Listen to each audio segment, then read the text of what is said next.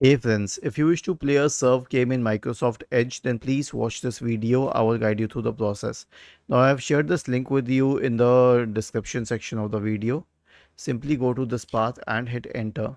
This will open the Edge surf game, which can be used even when you do not have internet.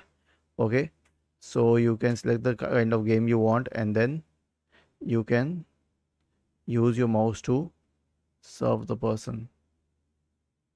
Okay, I'm gonna try a new game. I was really bad with it. Okay.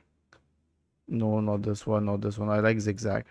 So I will take it here and okay, it died again.